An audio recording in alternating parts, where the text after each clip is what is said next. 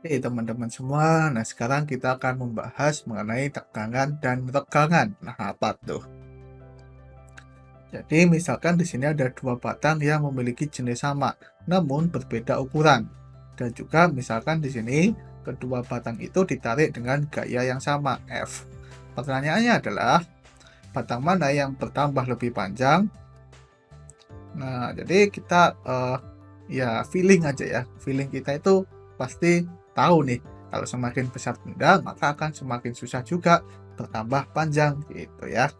Tapi kan itu cuma feeling tuh. Kenapa kok bisa kayak gitu? Ya mungkin kita udah pernah mencoba gitu ya, eksperimen kalau benda yang besar itu kita tarik, pertambahan panjangnya itu sangat kecil. Tapi kita nggak tahu nih kenapa kok kayak gitu. Nah, jadi gimana cara membayangkannya? Cara membayangkannya itu adalah misalkan ketika kita melihat di sini ada sebuah batang yang panjang, itu kita bisa membayangkan bahwa batang panjang itu disusun oleh molekul-molekul penyusunnya yang saling berikatan satu sama lain. Ketika benda ditarik dengan gaya, maka molekulnya itu akan membuat gaya pemulih yang mengarah berlawanan dengan arah gaya, sehingga akan mengalami setimbang, nggak bisa gerak gitu ya. Dimana gaya pemulihnya itu sama dengan gaya tarik untuk besarnya ya, sama dengan F. Nah, di sini kalau kita potong gitu ya, kita potong di bagian tengah-tengah entah kemana gitu ya, di sini. Ini kita potong dan kita lihat dari bagian samping di sini. Kita lihat dari bagian samping, kita bisa melihat bahwa arah dari gaya pemulihnya itu ke depan gitu. Kalau kita lihat di sini, ini adalah potongannya.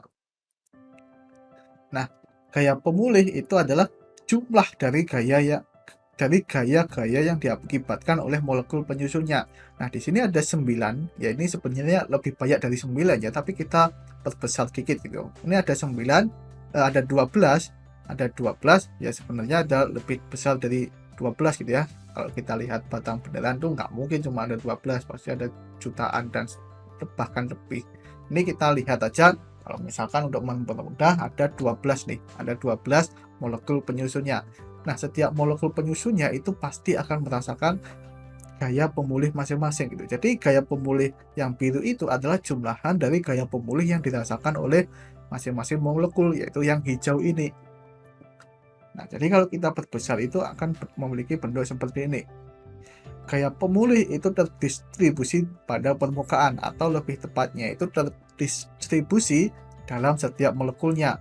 Nah, gaya pemulih yang dirasakan oleh setiap molekulnya itu disebut sebagai tegangan. Nah, jadi tegangan itu adalah besaran yang mendeskripsikan distribusi dari gaya pemulih pada benda. Nah, kita bisa melihat atau kita bisa mendefinisikan bahwa tegangan sigma itu sama dengan gaya pemulih dibagi dengan luasannya, di mana luasannya itu adalah luasan dari permukaan di sini. Sebenarnya bukan luasannya, tapi sebenarnya dibagi dengan jumlah gitu ya, jumlah molekul penyusunnya. Tapi kalau kita melihat sebenarnya gitu ya, potongannya sebenarnya itu molekulnya itu sangat kecil gitu. Jadi jumlahan dari molekulnya itu tidak lain sama dengan luasannya gitu. Nah, ini adalah sebenarnya itu adalah konsep dari integral gitu ya. Jadi integral itu kan jumlahan. Jumlahan kecil-kecil gitu, kalau kita jumlahkan itu akan sama dengan luasan. Nah, ini adalah konsep integral yang kita pelajari di materi matematika. Nah, gaya pemulih itu besarnya itu sama dengan gaya tariknya gitu. Jadi F per AF itu adalah gaya tarik. Nah, kalau kita lihat di sini berapa nilai tegangannya? Kalau misalkan ternyata batang ini ditarik dengan gaya F, maka besar tegangannya itu adalah sigma sama dengan F per 12 karena di sini hanya ada 12 molekulnya.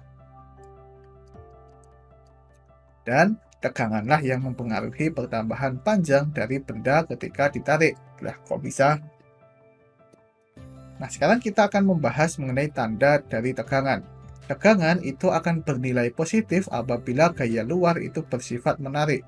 Jadi di sini kalau misalkan gaya luarnya itu menarik, maka tegangannya itu akan bernilai positif. Nah, bertambah panjang. Dan juga tegangan akan bernilai negatif apabila gaya luarnya bersifat menekan. Jadi kalau misalkan gaya luarnya itu mengarah ke kiri, menekan, maka nah dia akan bertambah pendek. Nah, tegangannya itu akan bernilai negatif. Nah, ketika benda ditarik, maka benda itu akan meregang. Dia akan bertambah panjang, gitu ya, di mana panjang awalnya itu adalah L dan pertambahan panjangnya itu adalah delta L. Nah, jadi kita definisikan besaran yang disebut sebagai regangan. Nah, regangan itu adalah perbandingan antara pertambahan panjang dengan panjang awal. Jadi, regangannya yaitu epsilon itu sama dengan delta L dibagi dengan L. Nah, regangan ini akan bernilai positif jika memanjang gitu ya. Kalau memanjang maka delta L-nya itu positif. Kalau delta L-nya positif, otomatis regangannya itu positif. Dan juga akan negatif jika memendek. Kalau memendek maka delta L-nya itu negatif. Kalau delta L-nya negatif, maka regangannya itu akan negatif. Nah, jadi kita bisa gambarkan grafik antara tegangan dengan regangan. Nah, ya, sepertinya udah kenal ya. Iya, jadi sebenarnya grafik antara tegangan terhadap tegangan itu tidak lain sama dengan grafik antara gaya dengan pertambahan panjang gitu. Jadi kita bisa berlaku hukum Hooke. Nah, sekarang kita tinjau dimensi dari tegangan. Jadi sigma itu sama dengan F per A. Nah, jadi besaran dimensi dari sigma itu sama dengan dimensi dari gaya, yaitu MLT pangkat minus 2 dibagi dengan besaran dari luasan. Dimensi dari luasan itu adalah L kuadrat. Nah, kalau di sini pembagian itu menjadi L pangkat minus 2. Dengan demikian kita dapatkan dimensi dari tegangan itu adalah M L pangkat minus 1 T pangkat minus 2, di mana satuan dari tegangan itu disebut sebagai Pascal atau PA gitu ya dalam SI. Nah, selanjutnya kita ingin membahas dimensi tegangan.